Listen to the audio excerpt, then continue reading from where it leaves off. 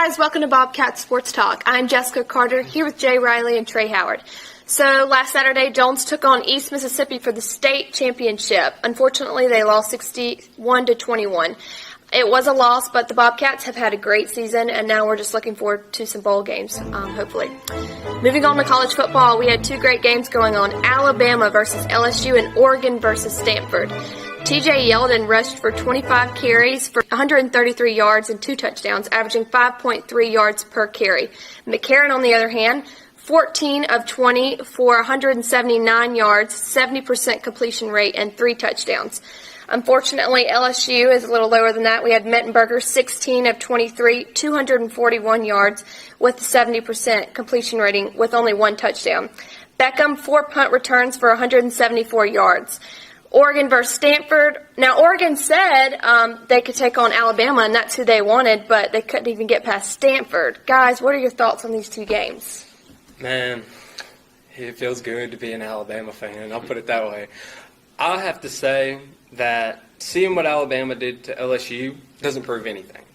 To be completely honest, it was great. We beat LSU. Can't stand LSU in the first place. It was a good feeling. But it doesn't prove anything because Florida State is better than LSU. And if we get past the opponents that we need to get to Florida State, we're going to have to give way more than what they gave against LSU. And I think that this was a good test. I think it was a good matchup for Alabama. I think that AJ showed that he should be in the top 4, top 3 Heisman voting candidates. You know, I think he should be in the top. But I think that TJ Yeldon showed a little bit of who he used to be. You know, this season he hadn't been exactly TJ Yeldon like what we saw in his freshman candidacy, and he came out and now it's like, okay, dude. So I think that it was a good road test. I mean, it was a good test for Alabama, but it wasn't like, okay, this is a national championship. It wasn't an LSU team that they usually face. So it was great. Way to go, Alabama, 38-17. It was a win, but I'm not putting anything on it. Oh, really? I think we flipped the coin because, I was so impressed with Alabama in their game with LSU because they came out and they were hitting on all cylinders. They were passing well. They were defending well. They were running well. And LSU, on the other hand, they couldn't get going, and they tried to do too much to me. They tried to run. They used 4 different running backs instead of just going and feeding the big guy Jeremy Hill and let him run. They tried to change their game plan. They tried to use Terrence McGee. And they tried too hard to beat Alabama. And I want to point this out. I almost called you on this game because it was 31-17. You said Alabama will win 31-17. And it was 31-17 actually in that score. And I was like, no way Jay called this game. But Alabama punched another touchdown in. I almost called you, asked for another lottery ticket or something because you were too close.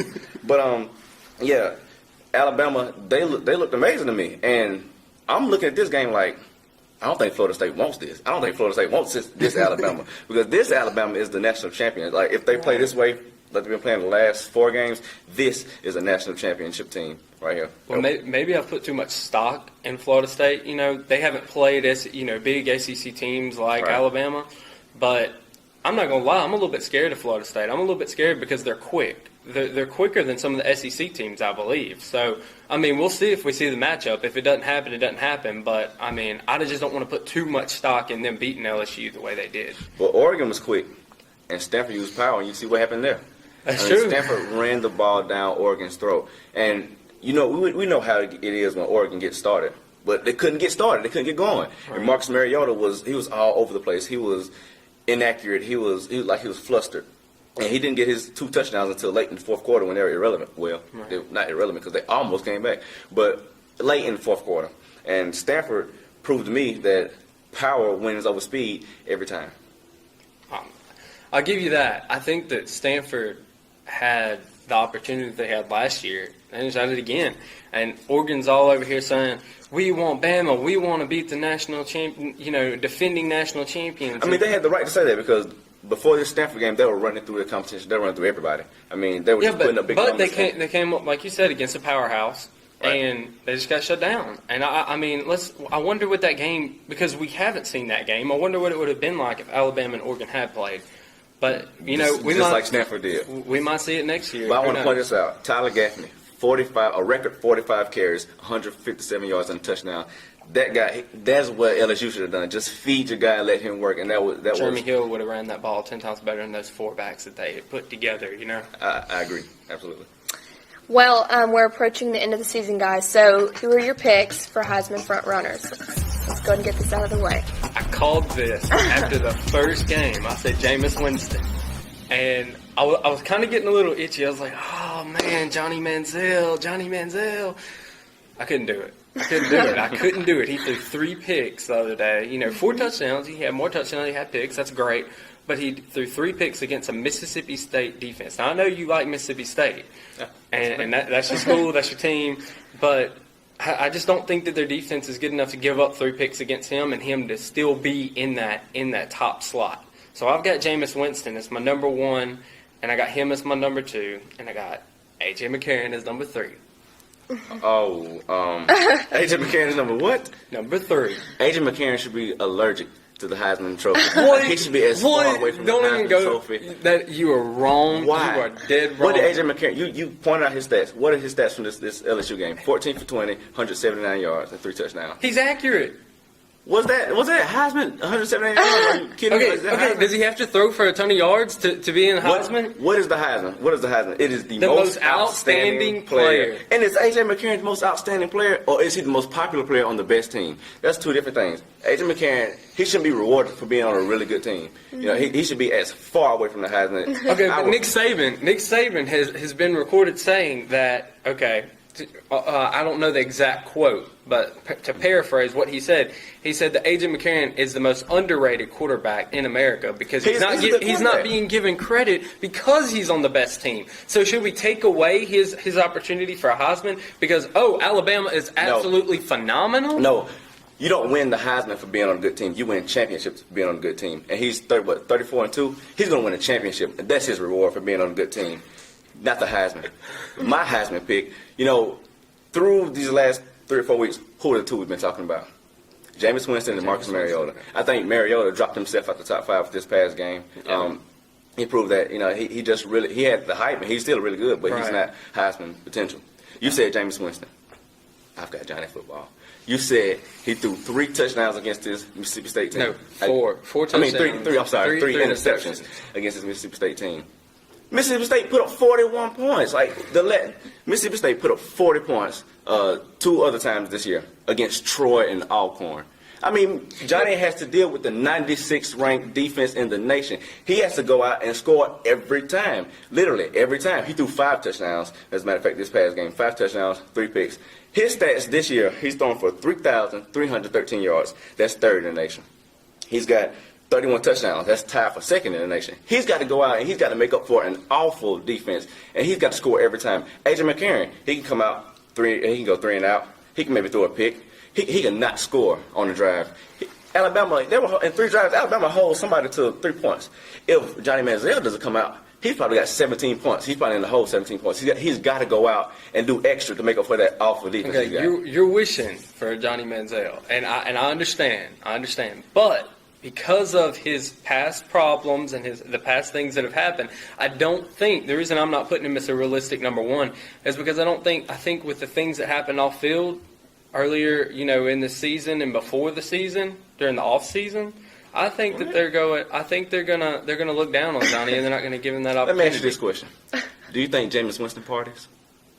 I think that Jameis Winston is a very good player, and I think that he's a good guy. Do you think Jameis Winston parties? I don't know. I've never hung out with him. Because I do. I mean, he's 19 years old. He's the most popular thing walking around Tallahassee, and he's probably getting everything free anyway. Yeah. So I would be in the party. I wouldn't put it past him to go to the party. I'm not saying that Jameis Winston doesn't party. I'm saying that Johnny Manziel has that on his reputation. That's on his record. It's not. Because we know about Johnny Manziel, he shouldn't. Are you a Heisman voter? Are you a Heisman voter? No. Okay, then.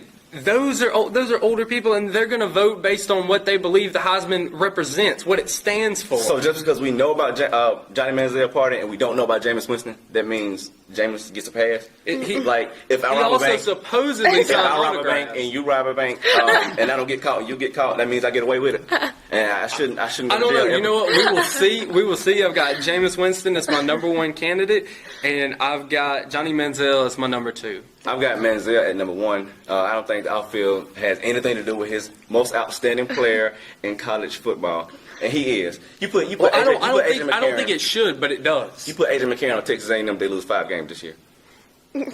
You put who? Adrian McCarron on Texas A&M, they lose 5 games. We'll see. We'll see. No, I'm just kidding. It's never going to happen. He's going to graduate after this year, and he's going to go to the NFL. I'm saying if he was a good quarterback. If he was the quarterback for Texas A&M, they wouldn't be nearly as good as they are now. How do you know? It's never because happened. Adrian McCarron can't win a game for you. He can only manage. He won a game. He won a game for them whenever they played against LSU last season, 21-17. I don't remember that. I don't remember the final drive. I remember. He threw two passes for over 20 or 30 yards to Kevin Norwood, and then he hit T.J. Yeldon, and T.J. Yeldon ran it in the end zone. His defense is always top 5, right? Yeah. Johnny Manziel is the 96th ranked. I think you're overlooking that 96th ranked defense. That's awful. That's like how many teams are 120? And they're 96. Really? And he still goes out there and shows out. All right. I still got Jameis Winston. We'll see who wins. I told you there was that argument, so we went ahead and got it over with. Moving on to NFL MVP. Everyone's talking about Peyton. 33 touchdowns on the season, most touchdowns through 9 games. But everyone's missing Drew Brees. 25 touchdown passes, 7 picks. I love Drew Brees, and I think he could be an NFL MVP, and I think I'm going to go with that as my pick. So who are your picks, guys? You can look at me weird. Still on that Peyton Manning. I'm not going to change. Peyton's got 33 touchdowns so far through the season. Ties the record for most touchdowns through week 9, and he only has 6 picks. Those 6 picks, they were costly in some situations, but most of them weren't even his fault. Now, some of them were, but most of them weren't. My big concern about Peyton for the MVP. My big concern is the fumbles. When somebody sacks him and they get that right angle, he's had, I want to say, 5 fumbles so far this season. That's the most he's ever had in like 4 years. They showed it the other day. I was like, 4 years. He only had 3 in like 4 years in the pocket. Now he has 5 this season. I'm worried about him as far as that, but if he can control that, if his ankles get better and he's back, this coming week, I've still got Peyton Manning. No big frustration. I think he's going to go over 50 touchdowns this season. It's logical. There's still a few weeks left in the NFL season. I think Peyton Manning deserves it, and he's got 70% completion rating. He's still managing that, and he does have targets though. So I don't know if they're going to look at his targets. I don't know how the MVP voting is going to work. But if they look at his targets and say Demaryius Thomas, is as good as Des Bryant, and they look at Wes Welker and say, he was a superstar whenever he played for New England, and they look at it that way, then I think Peyton will go down. But I think that with what he's done so far this season, first week came out through 7 touchdowns, tied the NFL record. Nick Foles actually did that too. So I was like, whoa. But I still got Peyton Manning, and Drew Brees, as talented as he is, he's not comparing because he's got 25 touchdowns through this week, and he has, I want to say, 7 picks. Peyton's touchdowns outweigh, and I look at touchdowns. I mean, maybe I'm old-fashioned for that, but that's the way I look at it. Touchdowns, completions. Peyton has a 121 quarterback rating right now. So you got Peyton Manning, quarterback, Drew Brees, quarterback. Mm-hmm.